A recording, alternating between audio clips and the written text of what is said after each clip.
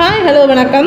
விடியா திமுக ஆட்சியில் பெண்களுக்கும் பெண் குழந்தைகளுக்கும் எதிராக தொடரும் பாலியல் வன்கொடுமைகளை தடுத்து நிறுத்துவதற்கு எவ்வித நடவடிக்கையும் எடுக்காத விடியா திமுக அரசின் முதலமைச்சருக்கு அதிமுக பொதுச் செயலாளர் எடப்பாடி பழனிசாமி கடும் கண்டனம் தெரிவித்துள்ளார். இது தொடர்பாக அவர் வெளியிட்டுள்ள அறிக்கையில் கூறியிருப்பதாவது: திரு ஸ்டாலின் தலைமையிலான விடியா திமுக அரசு பொறுப்பேற்றது முதலே பெண்களுக்கு எதிரான வன்கொடுமைகள் தொடர்கதையாகிவிட்டன. பெண்களுக்கான பாதுகாப்பான மாநிலமாக திகழ்ந்த தமிழ்நாட்டை பெண்கள் வெளியில் நடமாடவே அச்சப்படுத்தும் அளவிற்கு விடியா திமுக ஆட்சியில் சட்டம் ஒழுங்கு அடியோடு சீர்கெட்டு விட்டது.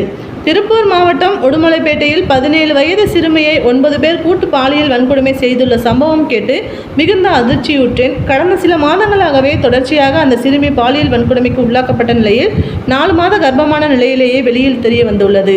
காவல்துறை விசாரணையில் இந்த கொடூர செயலை செய்த கும்பல் மேலும் ஒரு சிறுமியை இதேபோன்று பாலியல் வன்கொடுமை செய்துள்ளதும் சமூக வலைதளங்கள் மூலமாக தெரிய வந்துள்ளது. விடியா திமுக ஆட்சியில் நடைபெற்று வரும் சட்டம் ஒழுங்கு சீர்கேடுகளையும் போதைப்பொருள் புழக்கத்தால் நடைபெற்றும் குற்றச்செயல்களையும் நான் தொடர்ச்சியாக சுட்டிக்காட்டி வந்துள்ளேன்.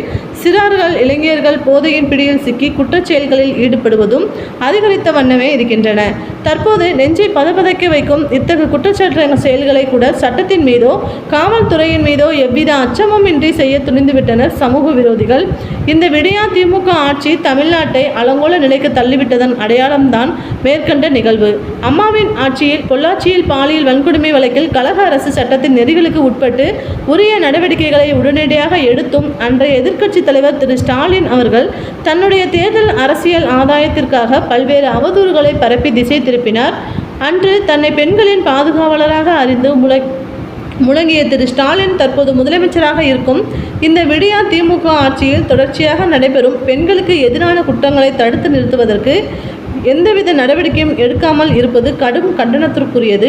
விடியா ஆட்சியில் போதைப்பொருள் புழக்கம் குறித்து நான் பேசுகின்ற போது தேர்தல் ஆதாயத்திற்காக இல்லாமல் ஒரு குடும்ப தலைவனாக நம் பிள்ளைகளின் எதிர்காலம் பாதுகாக்கப்பட வேண்டும் என்ற பொறுப்பிலேயே பேசினேன்.